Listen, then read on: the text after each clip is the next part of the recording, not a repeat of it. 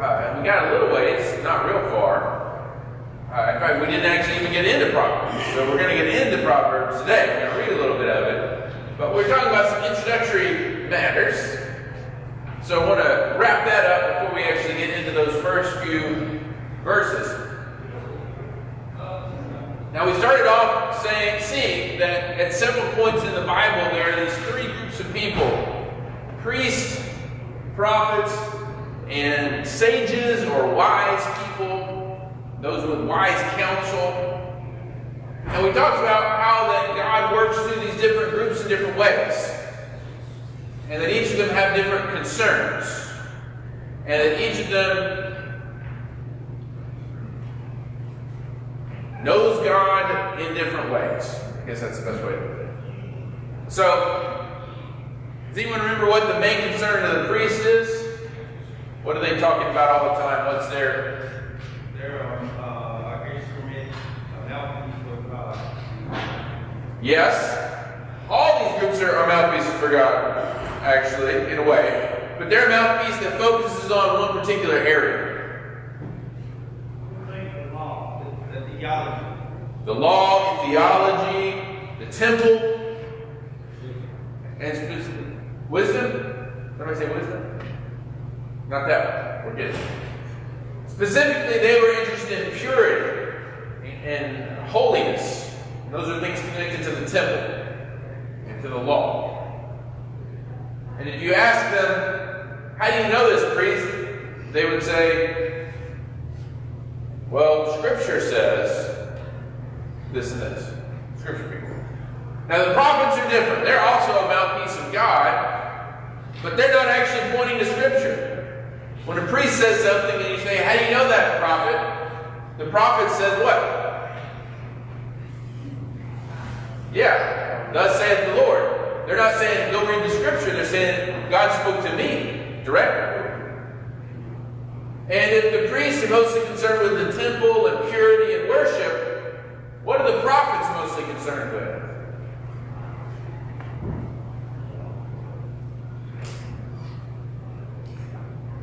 Let justice roll down like water, righteousness like an ever-flowing stream. Your feasts, your festivals, disgusting. The sound of your trumpets. What are the prophets most concerned with?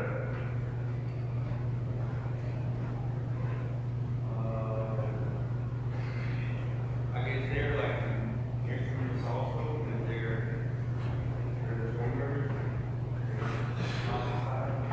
They are kind of dreamers. Yeah, they get dreamed sometimes. They are mostly concerned with justice. How are you treating people? And they're concerned with the covenant, God's relationship with the people, but they don't talk as much about Scripture. So they say, God spoke to me and He said, your worship, I reject it until you start caring for the poor and the widows and the orphans. That's what the prophets were on about all the time. So just broadly, we can say their main concern was justice, a lot of social issues, keeping the covenant. Now the last one we didn't really get to last week, but it's most important for our study, is the sage, or the wise person. Now, what do you think the wise person or the sage is most concerned with? What's their... This one's pretty easy. Education. Knowledge. Education, knowledge. There's an even more obvious word here. Increase in learning. Learning.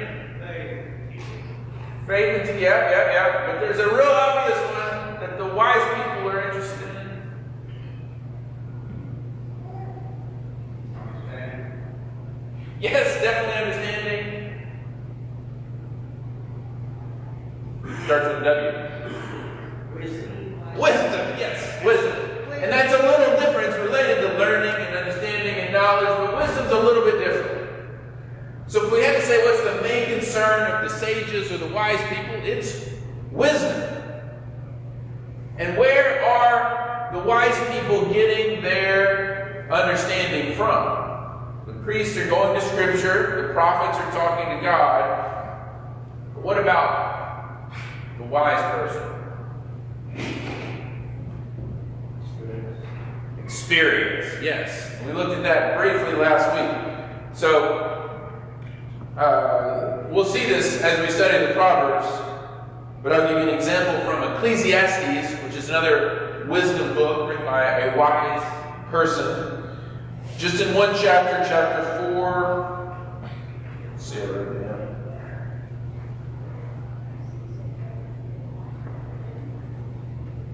Oh, yeah.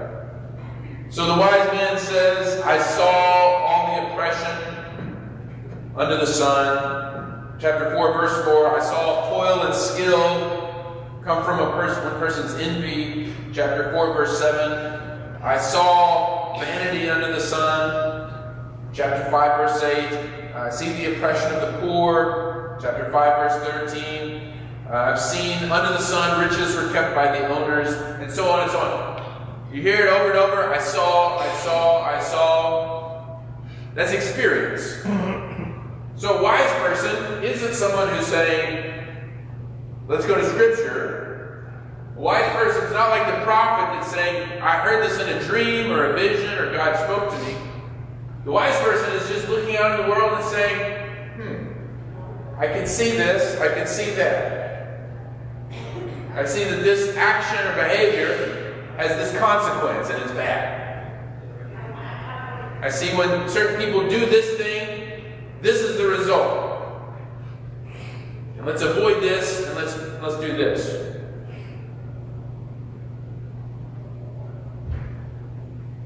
We tried to say what this might look like today if there were groups like this. And remember we said priests would be kind of like ministers or church leaders, temple purity. Prophets might be like people who are involved with justice work, calling attention to problems in society. And who might be a sage? Who might be someone that's using their experience to guide us to truth about the world or maybe even things about God? Maybe a therapist or counselor, somebody, I guess you could say a priest or a minister. Yeah, I think a therapist or counselor is a good example. That's someone who's just studied human behavior and they've learned some things and then they use it to help heal people, guide people. Yeah. Any other examples of someone that looks at the world and tries to just figure things out based on their experience?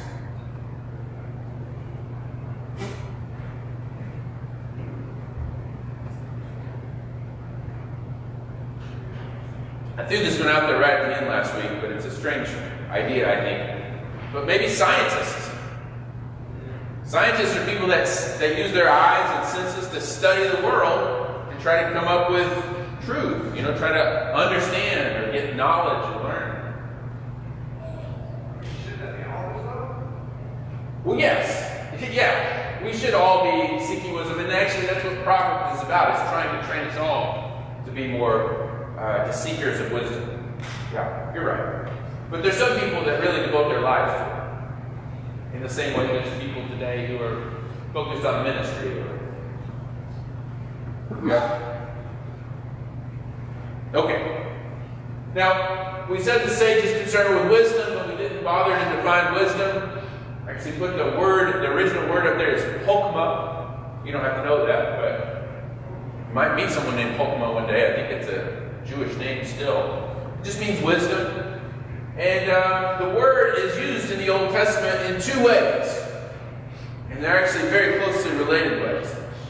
So sometimes when you see this word in the Bible, hokmah, it means a skill.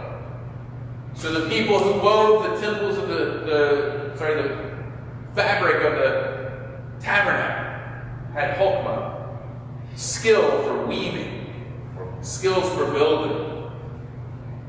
So it's something like that, right? Some of you have specialized skills, bricklaying, or you might be an artist or something, right? Special skill. But the way that we're going to be using the word in Proverbs builds on this. So it is a skill, but maybe it's the broadest skill of all. So it's not a skill of weaving or a skill of playing a harp or something specialized, But the kind of wisdom we're talking about is skill for, Donnie? It would involve faith, but it's not exclusively faith.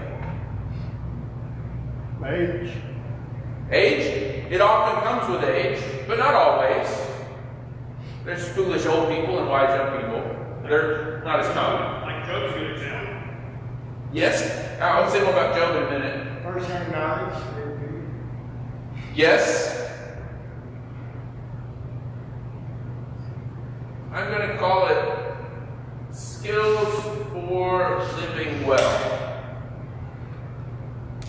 So there's a specialized kind of wisdom that's this skill, but then there's this broad kind of wisdom that's just the skill of living life well, having a successful life. And maybe you know some people that seem good at this, or maybe you know some people that aren't so good at this, right? We can look out in the world. Some people seem to have the skill for living well, and other people don't, for various reasons.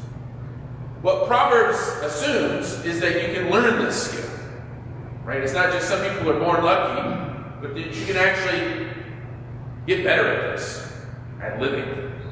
So, wisdom comes from knowledge. Well, yeah, I think that's right. They're not the same thing.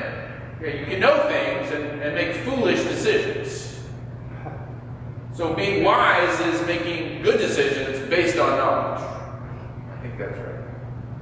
I would take a step further. You can be wise like Solomon and still make bad decisions. You can know what's right and still not do it. And so Solomon's a perfect example. Yeah, that's tricky because, I don't know if we can... He was wise at some points, but I don't know if he was a wise man all the way through because he wasn't successful at this. He was given the gift of wisdom and he squandered it, I think. Somebody back here? So one more thing before we get into these first 7 verses. If I say, these guys are relying on experience. What do I see in the world and practical wisdom for living, practical skill for living? Does that sound a little risky to you? Remember I said they're not just saying, let's look at Scripture. They're not saying, let's listen to God directly. Does it seem risky to rely on experience when we're seeking the good life? We're seeking, as Donnie said, faith. Is there a danger here? Yes, because what looks like what everybody else is doing might seem to be the right way, but it might not be God's way. Yes. Yeah. So there's a danger here in relying on our personal experience or on human experience. But this actually cuts both ways, and now we come back to the story of Job. Job's friends come to Job. Remember the story of Job? He's just kind of going about his business, and all these bad things happen to him, and he loses his family, and his wife, and his job, his health. And his friends come to him and they say, "Oh, Job, you must have sinned, and you're being punished by God." And you know what? The friends of Job sound exactly like most of the Proverbs. Because the theology of the Proverbs is, if you do good, you get rewarded, and if you do bad, you get punished. So the friends of Job are coming to him with like a common sense understanding of the world. Good behavior leads to good consequences. Bad behavior leads to bad consequences. But his friends are wrong. Job hasn't done anything bad. He's an innocent man. And what does Job use to argue against them? He says, I have not sinned. Yeah, he doesn't say, no, look at this verse in the Bible. He doesn't say, God sent me a message. He says, I'm an innocent man who's suffering. I know from my experience that your understanding of God in the Bible and whatever is wrong. So that's an example of where human experience helps us check some things. Does that make sense? So there is a risk here. We're not called to rely only on our experience. But we do get experience in the world. We see things. God gave us eyes to see and brains to think.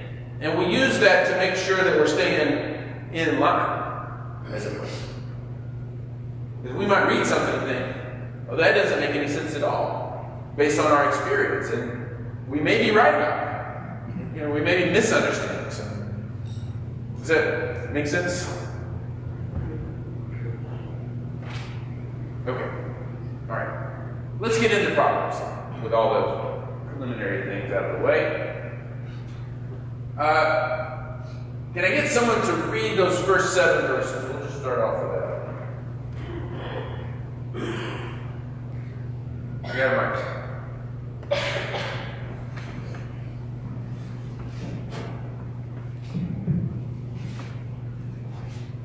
The Proverbs of Solomon, the son of David, king of Israel, to know wisdom and instruction, to perceive the words of understanding, to receive the instruction of wisdom, justice, and judgment, and equity, to give subtly to the simple, to the young man knowledge and discretion. A wise man will hear and will increase learning, and a man of understanding shall attain unto wise counsels. To understand the proverb and the interpretation of the words of the wise and their dark sayings, the fear of the Lord is the beginning of knowledge, but fools despise wisdom and instruction. Thanks, Phil. So we get some important stuff in these first 7 verses. We get a little bit of information about where the Proverbs are coming from, who wrote them, what's their purpose, and who they're written for. And there's some tricky things with certainly the first and the last. Let's tackle the first one first. Who gave us these Proverbs? Not Moses. What does 1:1 say? Solomon, yeah. A lot of the wisdom literature is attributed to Solomon, as Brett said, because he has this reputation as a wise man. Did Solomon give us all the Proverbs? Yes. You shaking your head? No. Not all of them. All right, how do we know that? Some of them have authors described to them. Yeah. So if you read through in like chapter 30, verse 1, it said these are the wise sayings of Augur. We don't know who this guy is, actually. He's some wise person. He may not even be Jewish, which is interesting. Chapter 31, verse 1. These are sayings collected by Lemuel and his mom, which is interesting. Not surprising, because who has more wise sayings than anybody? It's your mom or your grandma. So this Lemuel fellow, he gave us the Proverbs too. Who's Lemuel? We don't know. Which is actually kind of important, right? Because where can wisdom come from? Is it restricted? Certain groups of people have it, others don't. James says it comes to those who ask. Which could be anybody, presumably. Anybody could ask, anybody could do it. We have these people who aren't Jewish, who aren't Israelite, pagan kings. They have wisdom too. It's not based on scripture, it's not based on direct revelation, but they've experienced life, and they're sharing that experience with us. That's what the wisdom literature is. Here's our experience of life, and we're going to pass that on to you. So, some of these are from Solomon, or, not that Solomon wrote them all, but Solomon more likely collected them, and it was like a little book of wisdom that maybe helped him, and he passed it down. But then it was also included things from other wise people. We actually know there's a large section of the Proverbs that are identical to Proverbs from Egypt, from Egyptian Proverbs. So other countries had similar books of wisdom that they collected. And the Jewish book that we have draws on that in some ways. So that's interesting. How do you know that So we have a Babylonian and an Egyptian version of, we'll come to this. I don't remember which chapter in Proverbs it is. It's 2 chapters which are almost identical in Babylonian and Egyptian sources. And they're older. The text is older. Yeah. Chapter 25, verse 1 tells us that Hezekiah and his scribes collected some of this. King Hezekiah is a Jewish king, but he's much later than Solomon, which tells us that Solomon may have started something, but then other people added on to it later and collected this book of Proverbs. So, does that all make sense? This is a process over time. A lot of people are involved. Yeah. Question, Alden. Do Jewish believers do they have this book in their scriptures, and do they follow it? What do they think of it? Yeah. I mean, our Old Testament is Jewish scripture. So they follow Proverbs. Do they have it in their canons? What do they say about Proverbs? That it was handed down kind of like what you're saying, or they have a different traditional history of it? No, I think they say the same thing. No, it's exactly the same for them. It's just that they read it in Hebrew. Yeah. What's the purpose? What's Proverbs trying to do for us? Well, if you were listening to the verses Phil read, the first 7 verses, you may have noticed a series of 2 statements. To do this, to do that, to do that. What are some things you heard there? Because that's the purpose, the 2 statements.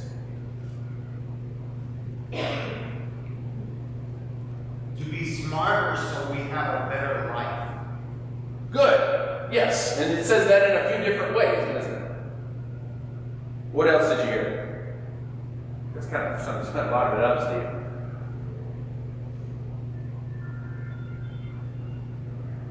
What do you see in verse 2?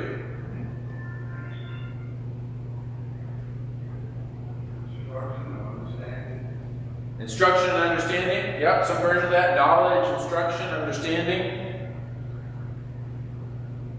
Verse, let's see. Well, this is throughout. Verse 6, specifically, to understand a proverb and an enigma, or dark saying in Phil's translation. My translation, New King James, says the words of the wise and their riddles. So there's something about Proverbs that aren't immediately obvious sometimes. There's a riddle there. And we'll talk more about that as we go. But the book is meant to give us insight into the riddles, to the dark sayings. So it's going to help us know something or see something that we wouldn't see otherwise. So you're saying that we have to learn how to be good? Yeah. And the question with the Proverbs is then how do we learn to be good? Right? There's multiple ways to learn to be good. So how can we learn to be good? Yeah, this is one way. This may be actually the most the way that people all around the world learn to be good. By listening and reading?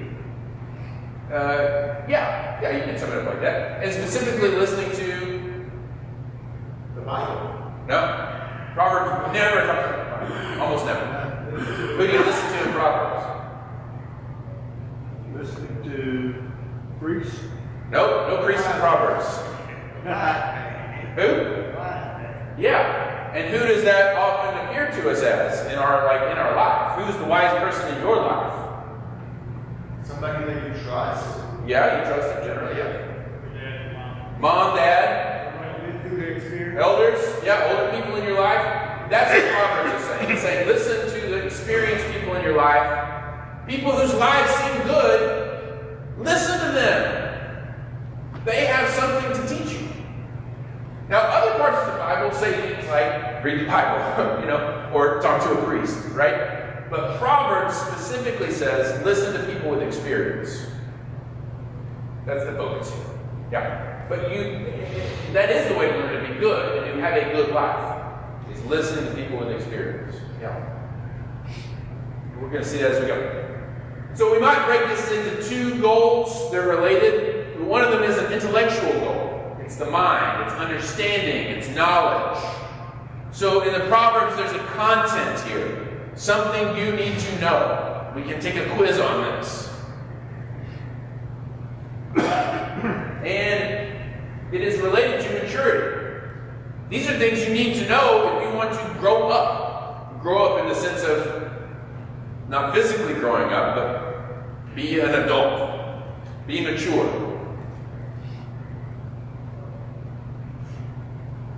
So that's one goal.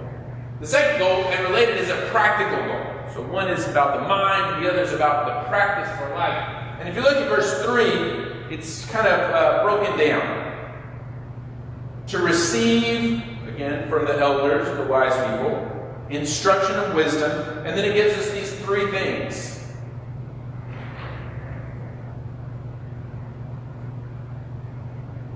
Second part of verse 3. Wisdom, judgment, and justice, and equity. Yeah. Anybody, there's different ways to translate these. That's 4. Right, honest, and fair. Good. That's a really simple way. Right, honest, and fair. I like that. Yeah, mine says judgment, justice, and equity. Equity is treating people like everyone equally, with fairness, in other words. Justice is related to fairness or honesty. Yeah, those are good words.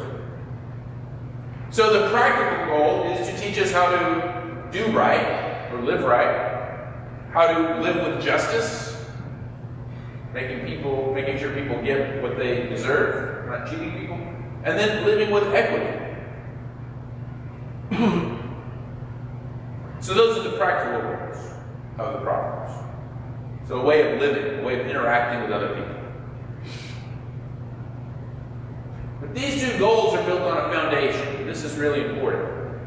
That foundation is in the last verse, verse 7 that we read. Look at that. Some of you may know this verse. What's the foundation for living well? Not just any fear, but Respect.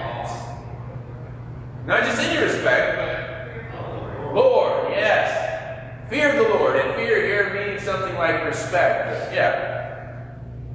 We're going to talk more about this little phrase, fear of the Lord, which shows up a lot of times in the Proverbs and other wisdom books. We're going to spend more time on it in a few weeks. But what you need to know now is the foundation for wise living is a relationship with God. That's stated very clearly up front. It's a right relationship with God. It is foundational for living well, for knowing what we need to know, for becoming mature, and so on. Anything to add about that? We'll go into more depth, like I said, in a few weeks, about the fear of the Lord. Okay. All right, last point. We'll wrap it up. Who's the Proverbs written to? Now, before you just guess something, show me where it says it in the text secretary. Who is this book written to? To give prudence to the simple. Okay, the simple.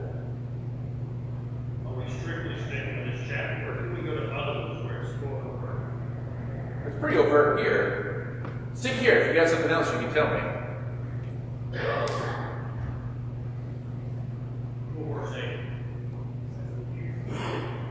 Okay, yeah. Hold off on verse 8. That's relevant. It says what? Youth, yes. Some of you might have more specifically. It's not all youth, it's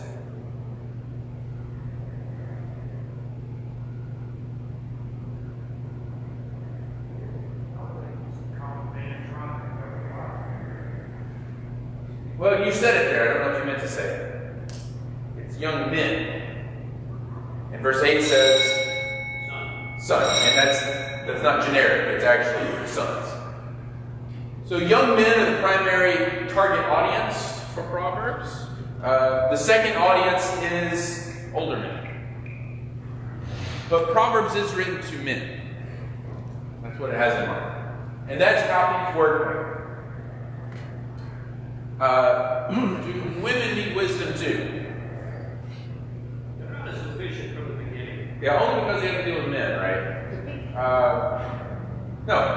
Women also need wisdom in the same kind of way. But Proverbs isn't directly addressed to them at any point. No. If you read through Proverbs, you're going to hear a lot about nagging wives. You're not going to hear anything about nagging husbands. Like, it's written to men with a male audience in mind. But that doesn't mean it doesn't apply to everyone. It just means that women have to do a little bit more work to make the application, right? You got to translate husbands or wives to husbands or whatever. It's like they say this about Ginger Rogers. She had to do everything Fred Astaire did, but backwards and in high heels. So, as we read through, we're going to see Proverbs has a male world in mind, is thinking about men, but it is intended, I think, as wisdom for everyone, or like we can read it as wisdom for everyone, even if it's not directly addressed as such. Yeah.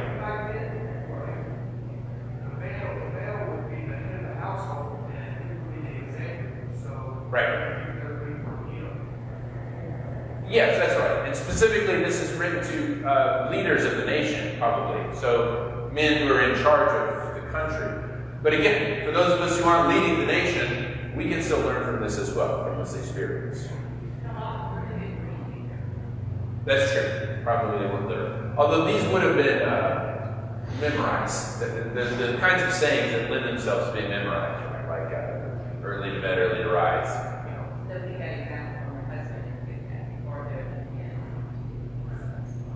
Yes, although, I mean, you know this, women also pass things down to women. Like, it doesn't always go through men. Lots of wisdom is just passed down from women to women. Women, especially men, would have spent a lot of time with other women.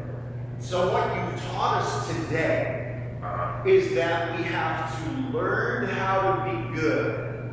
And we learn how to be good by watching people who we think are really having a good life.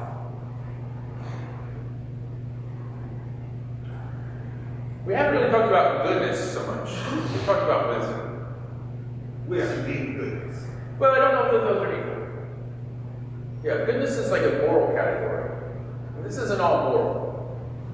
This is just like, you know, there's other kinds of wisdom.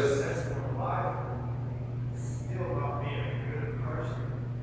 Yeah, that's true. Yeah, right. Thank you so. Yeah. So good has different meanings and success has different meanings. So part of what we have to figure out is what does a good life look like? But for Proverbs, good life actually means what most people mean by it, which is like a house, a car, a dog, a stable job, good health. Proverbs just kind of assumes that in general, which almost anyone in the world would say, that is what I want: stability, security, love, relationship. If you use Proverbs, still look to God. Scripture after scripture said, like James says, if anything lacks wisdom, we should ask God. He's generously all that mind and thought and believe in it. So it comes from God. And yeah, exactly right. And so to wrap up, I think here's what I would say. These are the words of God, right? We read them, we study them because we hold them to be the words of God, right? Absolutely. So everybody can learn how to be good and wise. Everyone has that ability. Yeah. But also, we can hear God working through the experience of people as well. Not just this book, but I think what Proverbs is teaching us is people who've lived well. You know, there's lots of things the Bible doesn't actually talk about, like raising kids. You know, a lot of us spend a lot of time raising kids. There's not much about that in here. It's pretty minimal. You know, the internet. It's not in here.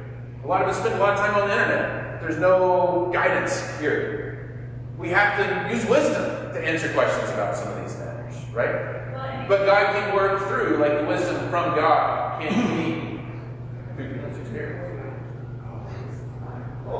Well, you can do the final word.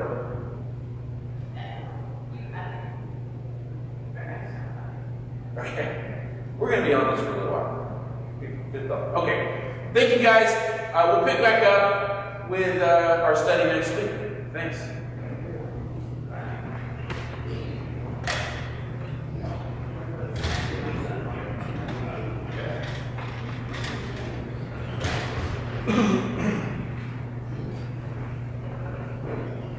Hey, Mark here today? Will you see him? No, we can't. Ed's here. All right, Ed. I was worried about you, Ed.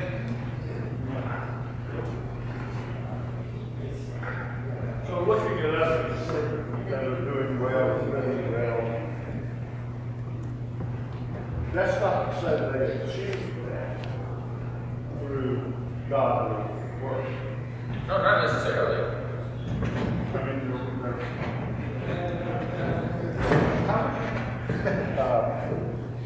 because there are those that are living there, but achieve that through this honest. Yeah. And Proverbs is going to have a lot to say about this honesty and cheating. Yeah, that's right. And so a lot of what we'll study is what may look like a good life is not that. So we will see that. But I do think we can look at, I mean, there might be non-Christians, for example, who I would say that just as a general, don't just take everything, but someone might actually have something to teach outside. But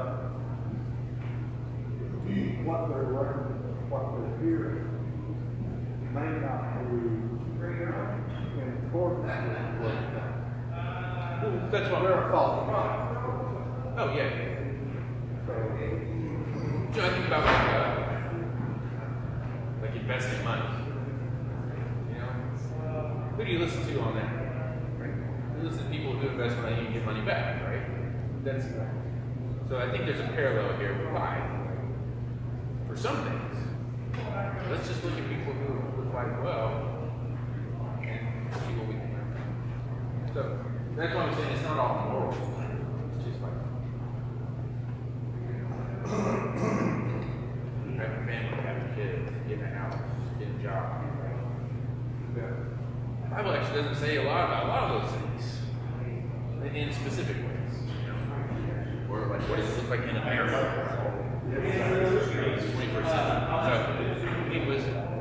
Hey, what's the scripture reading today? You said he could cite it for you. Psalm 72, 1 through 7, and 18 and 19. Okay, that's around. On there, you can just read it from the screen. But if you want to see it beforehand, On. we're still live. Oh, here we are.